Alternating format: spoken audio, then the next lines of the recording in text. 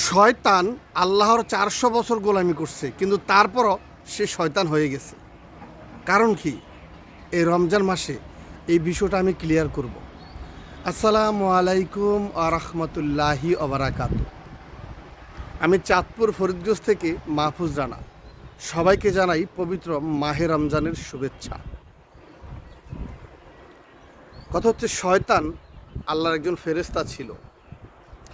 আল্লাহ যখন পৃথিবী সৃষ্টি করার আগে আমার নবীর নূর মুবারক সৃষ্টি করে একটা গাছের মধ্যে রেখে আহমদ নামে ডাকতেন।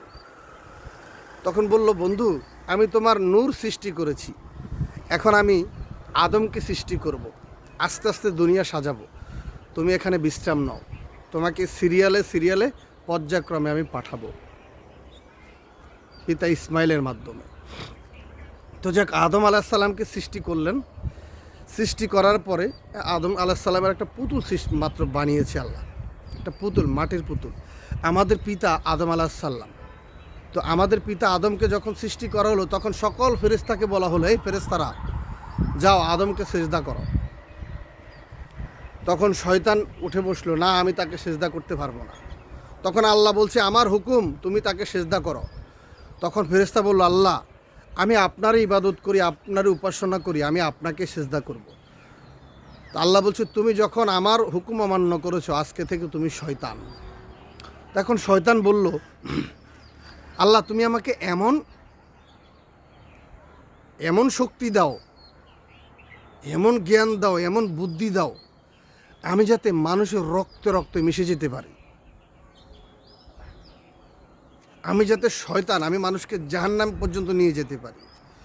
তখন আল্লাহ বলল, ঠিক আছে, যাও, তোমাকে আমি সকল শক্তি দিলাম, সকল বুদ্ধি দিলাম, সকল জ্ঞান দিলাম, কিন্তু আমি আল্লাহ এও বলে দিলাম, তুমি 80 বছর ধরে গুনাহ করাইতে করাইতে করাইতে হাবিয়া দোজক তো চিনেন আপনারা, নাম শুনছেন না? জাহান্নামের নিকৃষ্ট সবচেয়ে কঠিন আযাব হবে, সেটার মধ্যে হাবিয়া দোজক।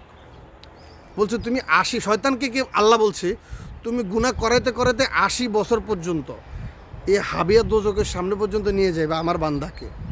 আর আমার বান্দা যখন আল্লাহর কাছে তুলে হাত তুলে বলবে, আল্লাহ, আমি গুনাহ করেছি, আল্লাহ, আমি অন্যায় করেছি, আমি হারাম খেয়েছি, জিনা করেছি, অপরাধ করেছি, ঘুষ খেয়েছি, অন্যায় কাজে লিপ্ত ছিলাম, আল্লাহ তুমি আমাকে ক্ষমা করে দাও। আল্লাহ, তুমি তো রহিম, তুমি তো রহমান, তুমি তো জব্বার, তুমি তো করিম, তুমি তো সত্তার।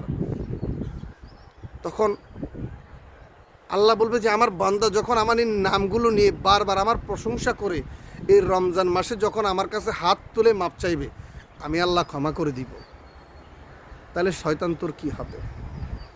শয়তান বলবে, আমি আমার চেষ্টা চালিয়ে যাব। দেখেন আমি কি করি, মানুষের রক্তে রক্তে মিশে যাই। আসলে তো সত্য। এই যে রমজান মাস চলতেছে, কিছু মানুষ দোকানে শাটার লাগিয়ে খাবার খায়, কিছু মানুষ টুপি মাথায় দিয়ে ঘুরে কিন্তু নামাজ পড়ে না, কিছু মানুষ মৃত্যুর শয্যা চলে আসছে, মৃত্যু তার কাছাকাছি, অথচ দাড়ি রাখে না, মিথ্যা কথা বলে, সৎ পথে চলে না, অন্যায় কাজে লিপ্ত থাকে, হারাম খায়, সুদ খায়, ঘুষ খায়, জিনা করে, অন্যায় করে, অপরাধ করে, নামাজ পড়ে না, রোজা রাখে না। রোজা হচ্ছে বান্দার জন্য আল্লাহর পক্ষ থেকে একটা নিয়ামত। রোজার মাসে আল্লাহ বলছে, বান্দা, আমি তোমার হয়ে যাই আর তুমি আমার হয়ে যাও। অথচ রমজান মাস পেয়ে বান্দা নিজের গুনাহ ক্ষমা করাতে পারলো না, বাবা মার গুনাহ ক্ষমা করাতে পারলো না। তো বেশি বেশি রোজার মাসে রমজানগুলো রাখার চেষ্টা করব, প্রত্যেকটা রোজা রাখার চেষ্টা করব, একটা রোজা যাতে মিস না যায়। আমরা চেষ্টা করব এই মাসে বেশি বেশি দান সদকা করতে, বেশি বেশি গোপনীয় দান করার চেষ্টা করবেন। ডান হাতে দান করবেন, বাম হাত যাতে টেন না।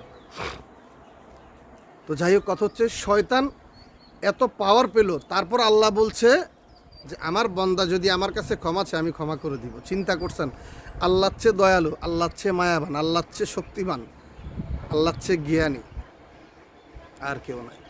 আল্লাহ আমাদেরকে সবাইকে সঠিক বুঝ দান করুন।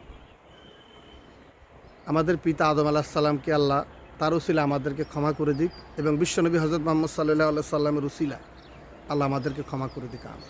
সবাই ভালো থাকুন, সুস্থ থাকুন, দেখা হবে পরবর্তী কোনো ভিডিওতে, এবং সবাইকে জানাই পবিত্র মাহে রমজানের শুভেচ্ছা।